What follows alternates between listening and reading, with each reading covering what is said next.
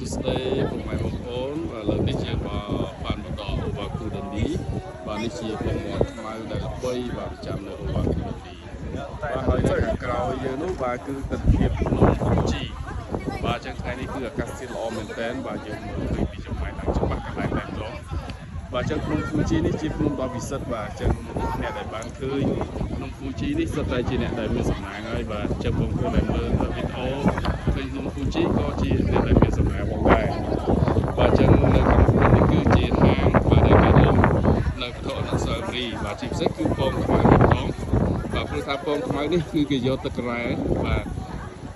យកមកដាំអញ្ចឹងពងធម្មតាទេបាទអញ្ចឹងនៅពេលដែលគេដាំពុះឆ្អិនទៅបាទគឺវាឡើងពងខ្មៅតែម្ដងហើយពងនេះមាន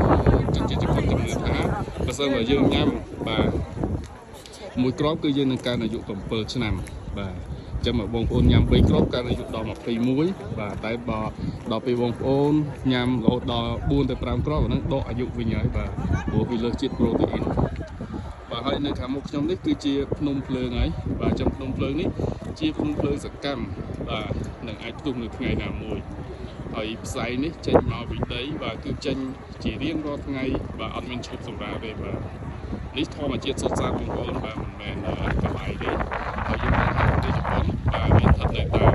ជាប្រទេសកោះបាទស្ថិតនៅតាមគេហៅថារៀង of fire បាទវានៅតាមបន្ទប់ភ្នំភ្លើងអញ្ចឹងនៅជប៉ុនក៏មានបន្ទប់ភ្នំភ្លើងច្រើនក្នុងមួយឆ្នាំជាង1500បាទ1500ដងបាទជាអញ្ចឹងនៅទិដ្ឋភាពនេះគឺស្អាតមែនទែនបងប្អូនបាទហើយស្មាននេះគឺអាកាសធាតុក្តៅបាទប៉ុន្តែសីតុណ្ហភាពគឺ8 9អង្សាបាទ